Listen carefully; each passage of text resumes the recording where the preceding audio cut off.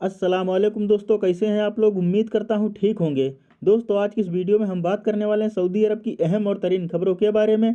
वहीं दूसरी अपडेट भारत से सऊदी अरब के लिए डायरेक्ट इंटरनेशनल फ़्लाइट के हवाले से है। और तीसरी अपडेट एयर इंडिया की तरफ से एक लेटेस्ट अपडेट शेयर किया गया है। और चौथी अपडेट दुबई के हवाले से उन सभी वर्करों के लिए है जो लोग दुबई में काम करते हैं। दुबई गवर्नमेंट की तरफ से उन सभी वर्करों को वार्निंग जारी की गई है।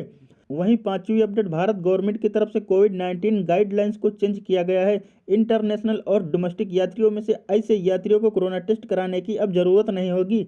वहीं छठवीं अपडेट पाकिस्तान के हवाले से है। और अब होटल क्वारंटीन के नियमों को खत्म कर दिया गया है। तो अगर आप भारत से सऊदी अरब के लिए डायरेक्ट इंटरनेशनल ट्रैवल करना चाहते हैं या दुबई या फिर सऊदी अरब के इन सभी खबरों से रूबरू रहना चाहते हैं तो प्लीज़ इस वीडियो को शुरू से लेकर लास्ट तक देखें। और अगर आप चैनल पर नए हैं तो प्लीज़ चैनल को सब्सक्राइब करके बेल आइकन को प्रेस कर दें ताकि आने वाली हर न्यू वीडियो का नोटिफिकेशन इसी तरह आपको मिलता रहे। तो चलिए दोस्तों, बिना टाइम वेस्ट किए हुए वीडियो को शुरू करते हैं। तो सबसे पहले हम बात कर लेते हैं सऊदी अरब में कोरोना केसेस के हवाले से कि सऊदी अरब में आज कोरोना के कितने न्यू केस रिकॉर्ड किए गए हैं। जैसे कि आपको स्क्रीन पर शो हो रहा होगा, सऊदी अरब में आज कोरोना के न्यू केस रिकॉर्ड किए गए हैं 5,628, जिनमें से रिकवरी हुई है 3,511 की और वफात हुई है 2 की। सऊदी अरब में क्रिटिकल यानी कि जो नाजुक केस है वो 287 रिकॉर्ड किए गए हैं गुज़िश्ता 24 घंटों में। तो अब बात कर लेते हैं पहली अपडेट जो यूएई के हवाले से, जैसे कि आपको स्क्रीन पर शो हो रहा होगा। यूनाइटेड अरब अमीरात की तरफ से मिनिस्ट्री ऑफ ह्यूमन रिसोर्स ने इस अपडेट को शेयर करते हुए जानकारी दी है। उन्होंने कहा है कि अगर कोई वर्कर बिना वर्क परमिट के यूएई में काम कर रहा है तो वो यूएई लेबर इन लॉ के खिलाफ है और यूएई गवर्नमेंट की तरफ से लगाए गए रूल और रेगुलेशन के खिलाफ भी है। आगे मिनिस्ट्री ऑफ ह्यूमन रिसोर्स ने कहा है कि आप काम करने से पहले ये कंफर्म कर लें कि आप जो काम कर रहे हैं उसी काम का परमिट आपके पास है या नहीं। अगर आप जो काम कर रहे हैं उस काम का परमिट आपके पास नहीं है तो आप आरोपी साबित होते हैं और आरोपी साबित होने पर आपको 3 महीने की जेल हो सकती है। साथ ही आपके ऊपर 10,000 दिरहम का जुर्माना भी लगाया जा सकता है। इसके साथ साथ आपको देश से निकालने की सजा भी दी जा सकती है।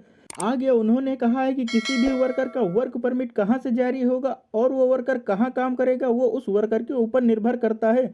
जैसे कि प्राइवेट सेक्टर में काम करने वाले कर्मचारियों को ministry of human resource and immigration की तरफ से वर्क परमिट जारी किया जाता है। तो दोस्तों, आप लोग का जो वर्क परमिट है आप लोग वही काम करें, दुबई गवर्नमेंट की तरफ से लगाए गए रूल और रेगुलेशन का उल्लंघन न करें और फाइन से बचें। तो अब बात कर लेते हैं भारत से सऊदी अरब के लिए डायरेक्ट इंटरनेशनल फ्लाइटों के हवाले से जो अपडेट है। आपकी जानकारी के लिए बता दूं, कल एयर इंडिया की फ़्लाइट मुंबई से रियाद के लिए डायरेक्ट नॉन स्टॉप फ्लाइटों की उड़ानों की सुविधा उपलब्ध है। जो लोग मुंबई से रियाद के लिए डायरेक्ट नॉन स्टॉप ट्रैवल करना चाहते हैं वो लोग बहुत ही आसानी से कर सकते हैं। वहीं एयर इंडिया ने अगली अपडेट शेयर करते हुए जानकारी दी है कि दिल्ली से सिडनी के लिए 22 मार्च 2022 से एयर इंडिया अपनी डायरेक्ट फ्लाइट ऑपरेट करने जा रही है। जो लोग दिल्ली से सिडनी के लिए ट्रैवल करना चाहते हैं तो टिकट बुकिंग ओपन हो चुका है। आप ट्रैवल एजेंट या एयर इंडिया की वेबसाइट से टिकट बुक करके दिल्ली से सिडनी के लिए ट्रैवल कर सकते हैं।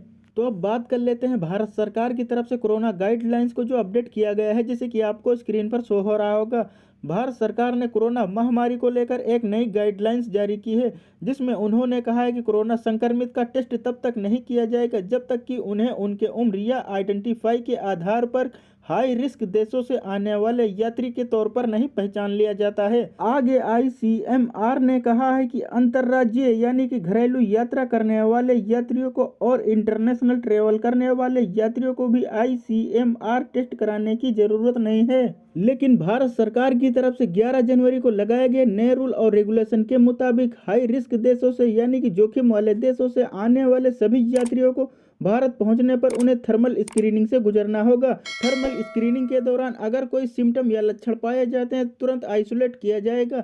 अगर नहीं पाए जाते तो 7 दिनों के लिए होम क्वारंटीन में रहना होगा। 8वें दिन RT-PCR टेस्ट कराना होगा। टेस्ट रिजल्ट निगेटिव आने पर आपको एयर सुविधा पोर्टल पर रिजल्ट अपलोड करना होगा। तो अब बात कर लेते हैं छठवीं अपडेट जो कि पाकिस्तान के हवाले से, जैसे कि आपको स्क्रीन पर शो हो रहा होगा। पाकिस्तान गवर्नमेंट की तरफ से इस अपडेट को शेयर करते हुए जानकारी दी गई है कि विदेश से पाकिस्तान आने वाले सभी यात्रियों को अब घर पर क्वारंटीन में रहना होगा। स्वास्थ्य विभाग ने कहा है कि केंद्रों और होटलों में जो क्वारंटीन किया जाता था उस आवश्यकता को अब खत्म कर दिया गया है। यह फैसला एनसीओसी की बैठक में लिया गया है कि आने वाले यात्रियों के लिए कोरोना टेस्टिंग प्रोटोकॉल में बदलाव किया गया है। यानी कि पाकिस्तान पहुंचने पर यात्रियों को रैपिड एंटीजन कोरोना टेस्ट कराना होगा। टेस्ट पॉजिटिव आने पर यात्रियों को 10 दिनों के लिए घर क्वारंटीन में रहना होगा। अब होटल क्वारंटीन की आवश्यकता को खत्म कर दिया गया है।